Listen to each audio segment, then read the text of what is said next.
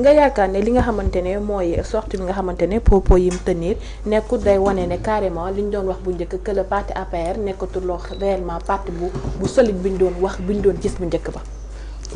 D'apparence, oui, un parti au pouvoir qui perd fraîchement le pouvoir, pour se remettre de ce choc-là, mën na jël temps, oui. C'est vrai que parti bu mel ni APR nga xamante ni ci doxalinu gestion du pouvoir daf ko seqoon ak une grande majorité qu'on appelait Benno Bokk Yaakaar nekkuñu woon ñoom kese biir APR ci boppam. Vous avez vu que dernièrement avec le choix de leur candidat indi na ay bis bii ci ñoom ci seen biir. indi na ay xëccoo surtout camp bi nga xamante ni moo nekkoon diggante 13 ay ñoom Abdou Mbow ak ñeneen ñoo xamante ni peut-être que leur choix était porté sur Abdoulaye Daouda Diallo ak ñeneen léegi xëccoo googu ñoom ci la ñu demee élection malheureusement ñu am déroute bi nag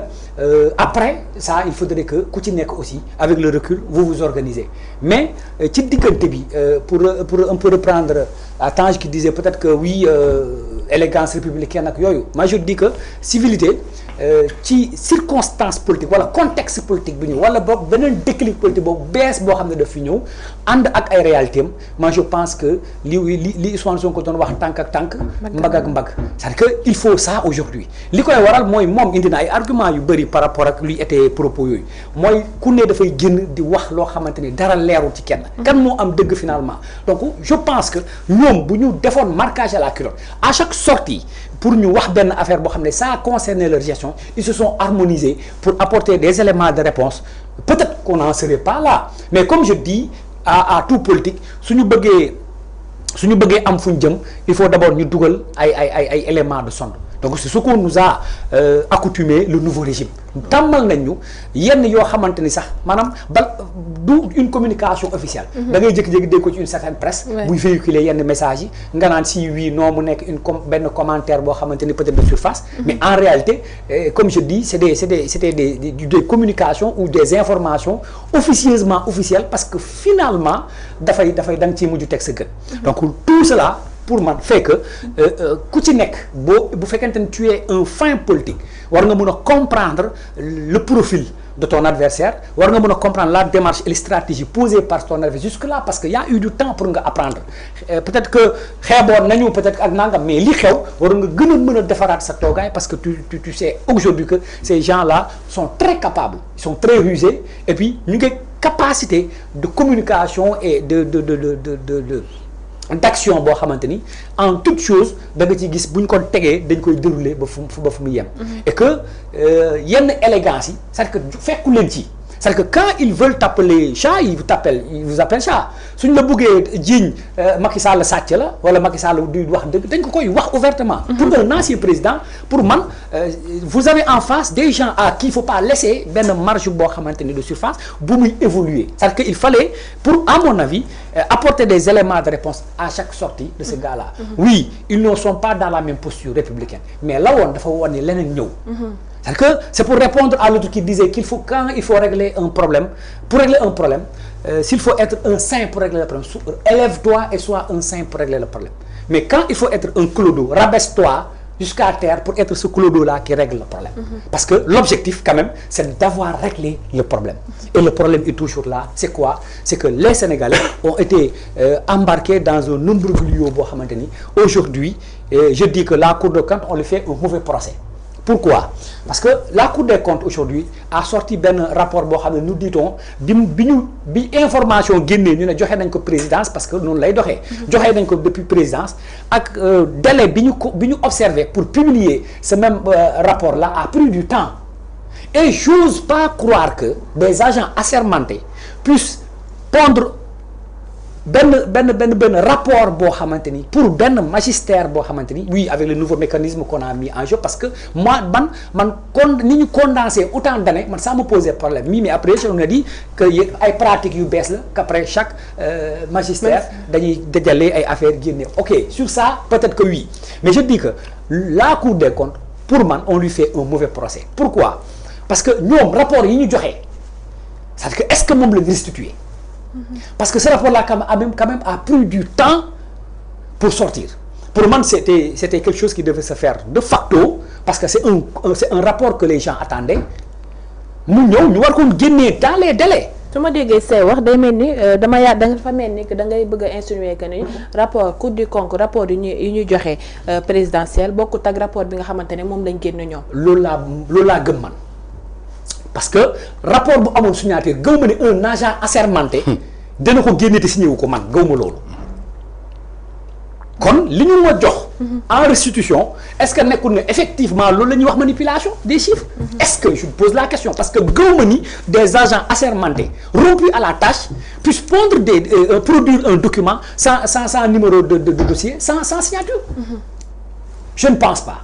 maintenant ci xarale numérisation yooyu c'est-à-dire que il faut que ñu delluwaat ci benn affaire bu may wax chaque fois que ni même ton nom apposé sur un document reste ta signature. Parce que ton nom il figure déjà un nom juste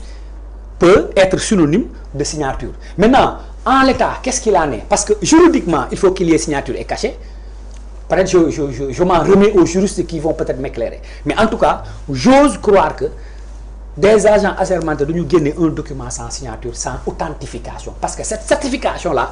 émanerait de l'institution niveau bi mu am mais aussi émanerait peut-être de la certification ou l'apposition de signature par rapport à un document loolu dama ko gëm donc loolu amu ci donc man damay gëm ne Cour des comptes non génn document bi ñu joxe ak délai bi mu jël mun naa gëm ni man gëm ni du moom la ñu restituer loolu benn la donc l'autre chose est que oui on peut discuter sur le timing du président oui ak yooyu mais pour moi il faut d'abord que ñu delluwaat d'abord sur un contexte que je dis que j'appelle benn période de loyauté par rapport à ces gens-là qui ont suivi un peu Macky Sall durant pas 12 ans mais plus de 12 ans parce que n'oublions pas que Macky a été là avec Abdoulaye Wade. am na ñoo xam ne topp nañ ko depuis boobu ak léegi ñu ngi ànd ak moom. tous les combats lui-même day clamé wu ci loolu naan j'ai jamais perdu une élection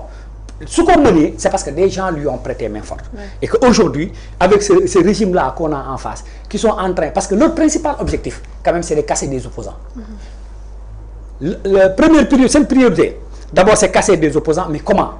ñaar moo am politique dafa am deux choses. ban ak ban. dafa am légitimité li la koy jox mooy nga dellu sa gox di faslanteeg ñoom di jëflanteeg ñoom ba nga am benn reconnaissance ñu mun laa topp ànd ak yow. politique dafa am leneen lu koy def mooy il faut qu'il y ait des moyens parce que au Sénégal 90% des activités des stratégies politiques ou des animations politiques reste le social boobu li la koy def mooy des moyens tey bu fekkente da nga am ñoo xam ne politique gu ñu mais mun nañ la jege. mën la accompagner sur des moyens mais là tu peux dire que attendez su ma bëggee descendre Tange qui est un acteur politique très connu et très aimé mais oui qui n'a pas beaucoup de moyens mais il y a Ndeye Fatou à côté de lui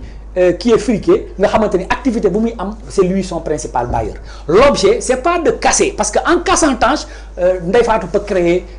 une autre personnalité politique. Maintenant c'est de casser les deux en même temps et à mon avis l'objet de ce régime en face là ci loolu la ñu nekk li tax loolu ma koy gëm mooy Waly Diouf Bodian DG du port avait dit qu'on ne peut pas gouverner en ayant une opposition milliardaire et j'ose croire que c'est pas des déclarations faciles gratuites je veux dire ndax lépp lu ñu wax man damay jàpp ne c'est très bien réfléchi et très bien organisé bul jàpp ne ñoom ils vont en truc comme ça oui ils sont excellents en diversion mais amut lenn loo xamante ni kenn ki mu ngi koy wax nii de façon isolée de façon non ils sont très rusés par rapport à ce qu'il faut ils sont très organisés donc yooyu déclaration damay jàpp ne ça vient de parce que lu naar bi ndaw bi di wax xëy na ca gàdd ga la ko dégg jàpp naa ne gàdd gi ñooy organiser wu le soir autour du thé autour du feu waxtaane li nga xamante ni ku ci nekk boo xëyee da ngay am mission dem doxe ji ko rappelons-nous que même pour que ces gens-là puissent assiéger les réseaux sociaux le ministre de la jeunesse avait dit quoi retourner sur les réseaux ne rire na jax fu ko ngeen gis nit parce que c'était une stratégie payante. parce que amate nañ nit ñi menacé nañ nit ñi ba nga xamante ne tey bu fekkoon da nga amoon loo doon wax sax ñemetoo génn wax un moment loolu lañ doon wax. acharnement bi nga xam ne ressources kenn ñemetul wax beaucoup dañoo daw teerewu boo bëggee wax tey ñu génn la sa démb ak sa daaw nga dem noppi donc c'était une stratégie aussi payante moo tax bi affaire bi amee fu mu toll. La dame, la ministre, je veux dire, les a relancés sur ce qui était leur stratégie payante d'antan, donc autant d'exemples que je pourrais donner, je veux dire, pour voir que ces gens-là, c'est de façon concertée. Donc, bon, des vis-à-vis qui n'ont aucune élégance, qui n'ont aucune commodité, qui ne reconnaissent pas des civilités républicaines, man, damay japp ne duma la ko dello. Parce que nak bu fekkente ni japp naa ne xam-xam mi ngi ci culture étatique mi ngi ci ñee donc yow booy wax ay waxu mbedd man dinaa génn ci sama façon on vous dit pas de on le demande pas de faire comme ñii parce que bokkuñ profil bokkuñ style mais nag wax dëgg moom dëgg rek la noo ko munti waxee baax na yow fexeel ba wax dëgg donc bu affaire bi doon génn ci temps je pense que ça allait aider peut-être les Sénégalais ci jiixi jaaxa bi ñu nekk maintenant pour chuter sur timing Macky oui mais aujourd'hui qu'est-ce qu'on note on pouvait au moins apporter parce que politique nag nay fës bu fekkee damay soutenir Ndeye Fatou mun naa ko soutenir parce que du ma politique parce que nangam mais Macky est une personnalité politique il a dit bon ça peut être sujet à interprétation chacun pourra peut-être s'expliquer par rapport ak ce qu'il sait de l'homme. Je ne le connais pas, Macky Sall, je ne l'ai jamais rencontré. Mais j'ose croire que c'est un homme rusé, fin politique, mais très calme. Parce qu'il a son propre style. Maintenant, il y aura des jeunes aujourd'hui, comme Pape Malick Ndour, comme je dirais le principal chef de l'opposition actuellement, qui est Thierno Alassane Sall, entre autres, qui font véritablement, qui jouent le rôle d'opposant. Voilà. Maintenant, Ahmadou Ba, oui, 2019, maintenant, il n'était pas là. Mais il était le Premier ministre, entre-temps. Il est aussi concerné pour la bonne et simple raison qu'il était le coordonnateur de la vision du chef de l'État.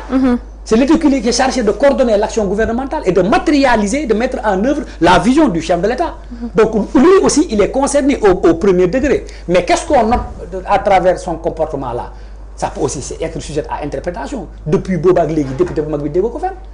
Li nga ci dégg mooy budget sans débat bi nit ñi jaaxle sax moom théoriser na il était favorable pour ça. Oui. Voilà autant de choses yoo xamante ni même si directement tu n'es pas concerné tu étais là quand même tu faisais partie de cette séraille là. Moi je pense qu'il devrait au moins aussi apporter xëy na des éléments de précision parce que j'ose croire que am na xam-xam bi am na posture beeg taxawaay bi mais il manque de courage pour faire face à ça.